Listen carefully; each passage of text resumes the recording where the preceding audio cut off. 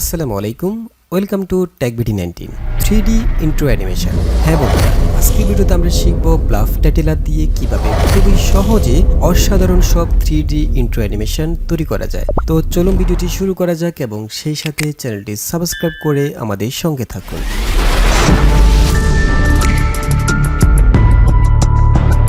Welcome back. প্রিয় বন্ধুরা, আমরা চলে এসেছি ব্লাফটাইটলারের মধ্যে। আপনি যদি ব্লাফটাইটলার একদমই নতুন হয়ে থাকেন তাহলে আমাদের চ্যানেলে ব্লাফটাইটলারের একটি বেসিক টিউটোরিয়াল রয়েছে, আপনি চাইলে সেই ভিডিওটি দেখে নিতে পারেন। আর ব্লাফটাইটলারের এই ভার্সনটি আপনারা একদমই ফ্রিতে ইউজ করতে পারবেন। এই ভার্সনটি যদি আপনারা একদমই ফ্রিতে ডাউনলোড করতে চান তাহলে আমাদের ফেসবুক পেজ টেকবিডি 19 ভিজিট করতে পারেন। আমরা সেখানে ব্লাফটাইটলারের এই সফটওয়্যারটি লিঙ্ক দিয়ে দিয়েছি এবং কীভাবে ইনস্টল করবেন সেটার একটি টিউটোরিয়াল ভিডিও দিয়েছি, আপনারা চাইলে সেই ভিডিওটি দেখে ইনস্টল করতে পারবেন।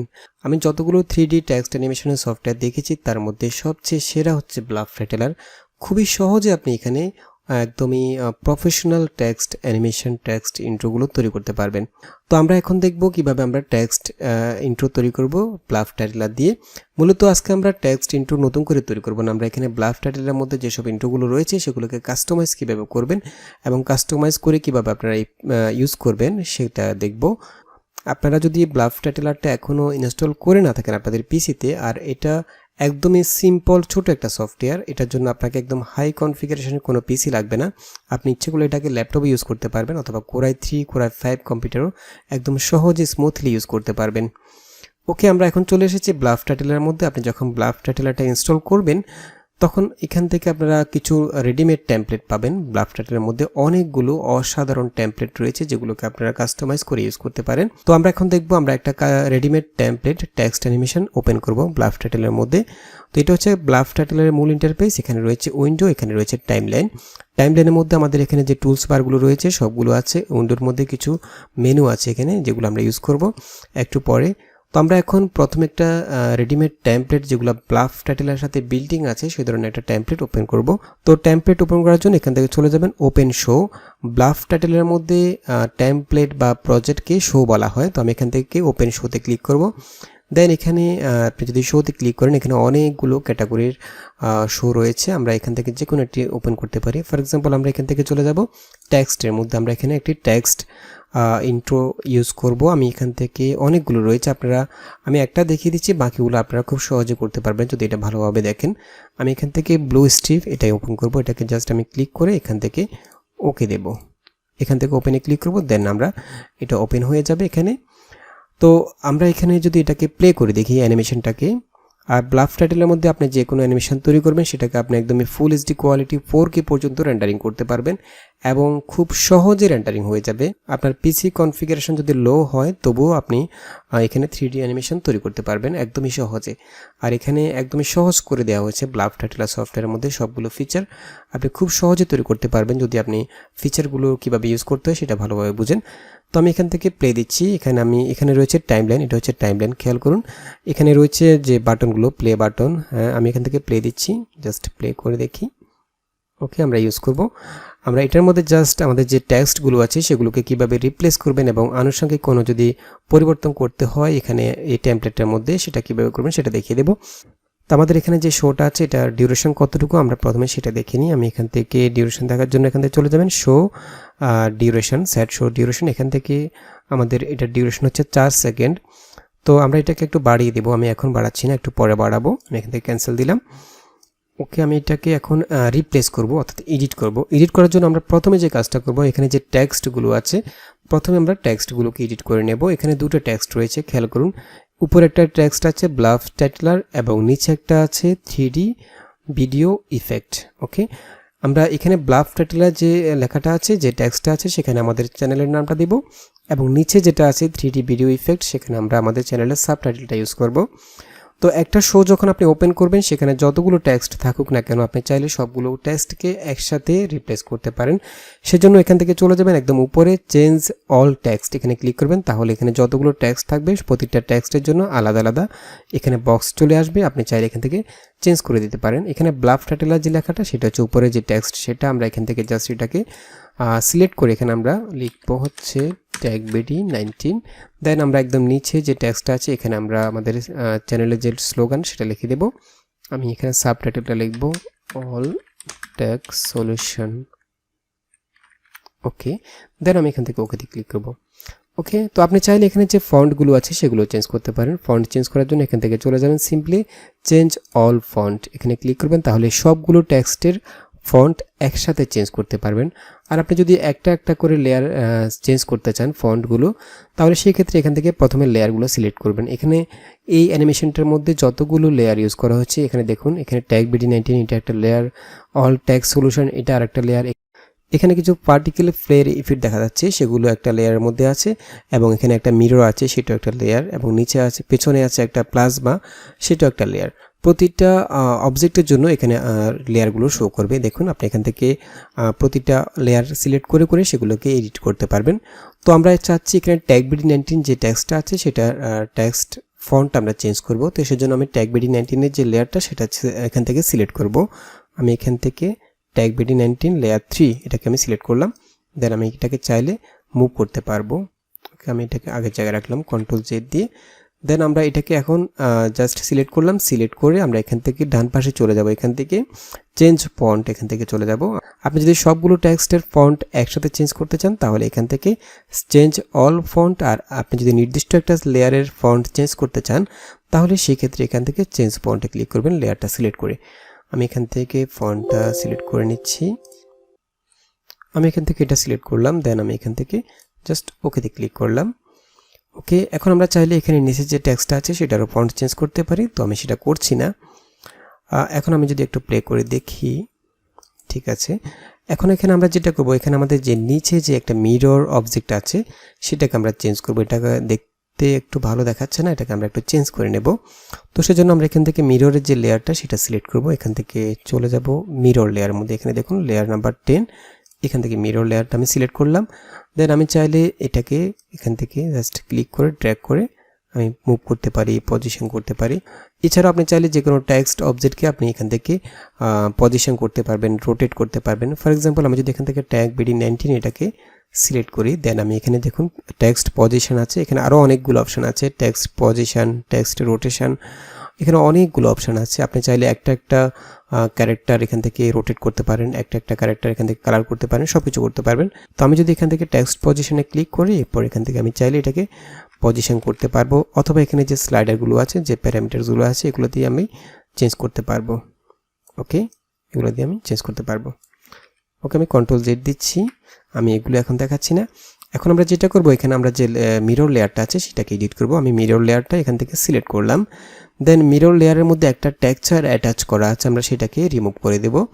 তো রিমুভ করার জন্য আমরা এখান থেকে সিম্পলি চলে যাব চেঞ্জ ইফেক্ট, এখানে ক্লিক করব। এখানে আমাদের একটা টেক্সচার অ্যাড করা আছে, এটাকে আমরা জাস্ট ক্লিয়ার করে দেব। এখান থেকে ক্লিয়ার করে জাস্ট ওকেতে ক্লিক করব, তাহলে নিচে যে ইফেক্টটা ছিল সেটা রিমুভ হয়ে গেল। এখন আমি যদি একটু প্লে করি,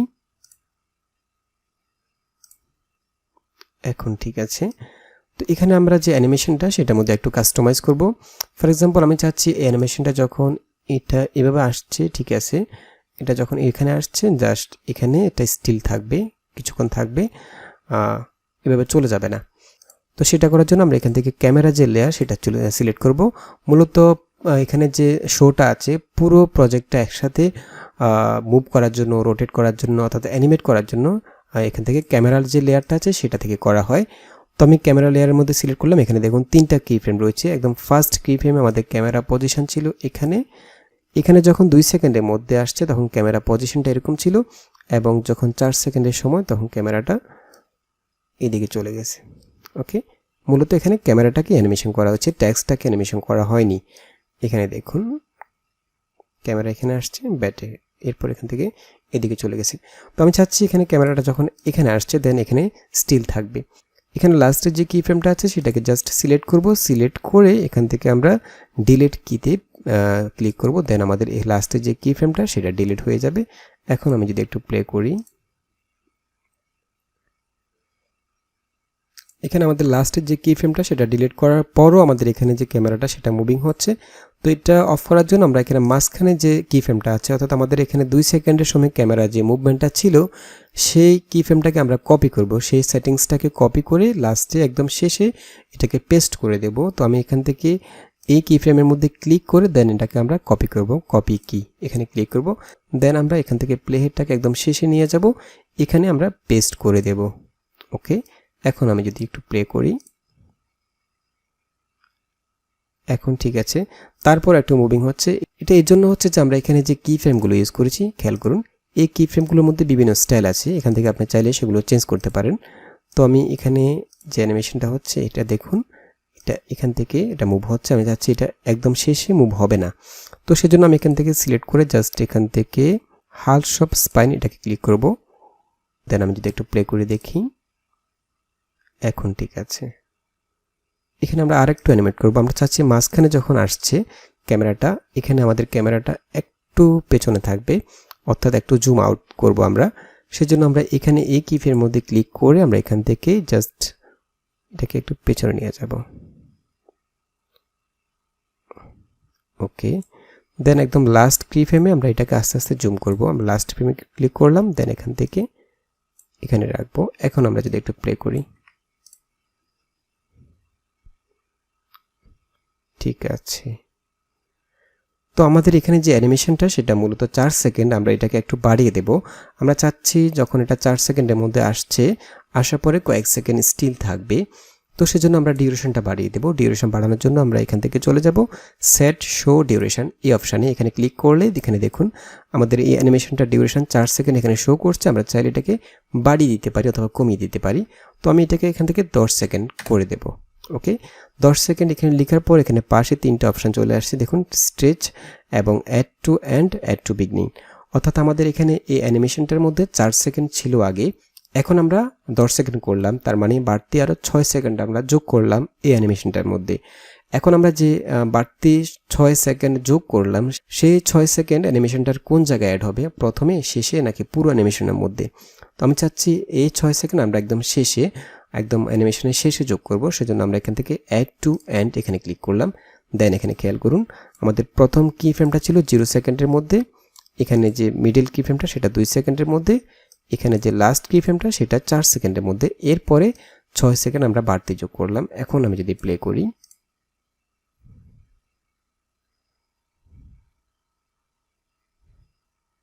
ঠিক আছে। তো এছাড়াও আপনি চাইলে যদি এখানে কোনো অডিও অ্যাড করতে চান তাহলে অ্যাড করতে পারবেন। তো আপনি যদি অডিও এখান থেকে অ্যাড করতে চান তাহলে এখান থেকে চলে যাবেন অ্যাড অডিও লেয়ার, এখানে ক্লিক করলে আপনার যে অডিও ফাইলটা সেটা এখান থেকে জাস্ট সিলেক্ট করে দেবেন, তাহলে অডিওটা এখানে অ্যাড হয়ে যাবে। এভাবে অ্যাড না করাই ভালো, আপনি চাইলে এটাকে অ্যাডোব প্রিমিয়ার, ক্যামটাসিয়া অথবা এডিএস এর মধ্যে পরে অডিওটা অ্যাড করে নিতে পারেন। আমি যদি এখানে প্লে করি, ওকে, এখন আমরা এটাকে রেন্ডারিং করব। রেন্ডারিং করার আগে আমরা যে রেজলিউশনের মধ্যে রেন্ডারিং করব সেটা এখান থেকে সিলেক্ট করে নেব। তো সেজন্য আমরা এখান থেকে চলে যাব সেট শো রেজলিউশন, এখানে ক্লিক করব। এখানে দেখুন আমাদের এখানে অলরেডি ফুল এইচডি রেজলিউশন করা আছে, আপনি চাইলে এটাকে একদম 4K 6K 8K পর্যন্ত রেন্ডারিং করতে পারেন। দেখুন একদম সর্বোচ্চ রেজলিউশন আছে এখানে। তো এরপর আমি এখান থেকে জাস্ট ওকেতে ক্লিক করব, দেন আমরা এখান থেকে চলে যাব এক্সপোর্ট অ্যাজ ভিডিও, এখানে ক্লিক করে আমরা এখান থেকে ফরম্যাট সিলেক্ট করব MP4, দেন এখান থেকে ফ্রেম পার সেকেন্ড আমরা 30 অথবা 60 রাখতে পারি, আমি 60 করে দিলাম। দেন এখান থেকে আমি জাস্ট ওকেতে ক্লিক করে কোন ফোল্ডারে সেভ করতে চাচ্ছি সেখানে সেভ করব, আমি ডেস্কটপে সেভ করে নিচ্ছি। ওকে,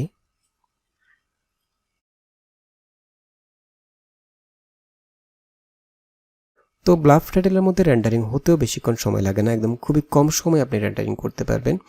আর এই সফটওয়্যারটা এত ছোট একটা সফটওয়্যার বাট এত পাওয়ারফুল একটা সফটওয়্যার, যেটা আপনি যদি ইউজ করেন তাহলে বুঝতে পারবেন অনেক কিছু করতে পারবেন এই সফটওয়্যারের মাধ্যমে আপনি।